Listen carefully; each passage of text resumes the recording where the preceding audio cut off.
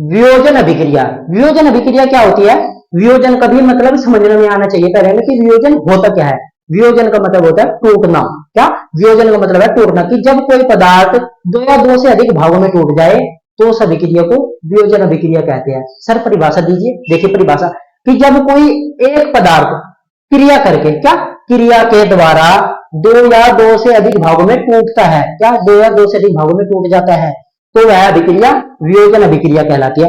Example देखोगे आपको, आप भी के बिना एग्जाम्पल के तो समझ ही नहीं आता, एग्जाम्पल होना भी चाहिए। देखिए एग्जाम्पल से किस तरह अच्छी तरह समझ आता है। ये होता है जल। जल हम सभी ने देखा है, हमको पता है कि जल दो भागों, दो पदार्थ का बना होता है। उसमें दो गैसें होती है, हाइड्रोजन और ऑक्सीजन।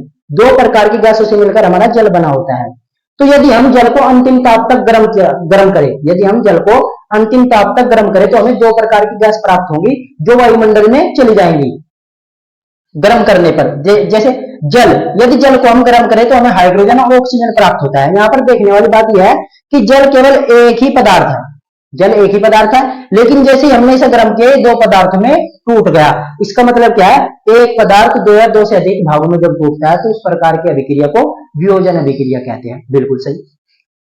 दूसरा एग्जांपल है CaCO3। CaCO3 क्या है? CaCO3 calcium carbonate. क्या होता है? Calcium carbonate. कैल्शियम कार्बोनेट भी क्रिया करके दो भागों में टूटता है। कौन कौन से? CaO। CaO क्या होता है? Calcium oxide. क्या होता है? कैल्शियम ऑक्साइड, जिसे हम बिना बुझे चूना भी कहते हैं। और एक होता है CO2। CO2 क्या होता है? Carbon dioxide. तो कैल्शियम कार्बोनेट भी क्रिया करके दो भागों में टूटता है।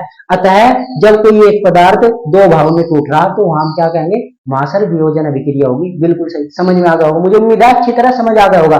यदि अच्छी तरह समझ नहीं आया तो वीडियो को आप दोबारा भी देख सकते हैं। नेक्स्ट हम चलते हैं अपनी तीसरी अभिक्रिया की तरफ। तीसरी अभिक्रिया क्या है हमारी?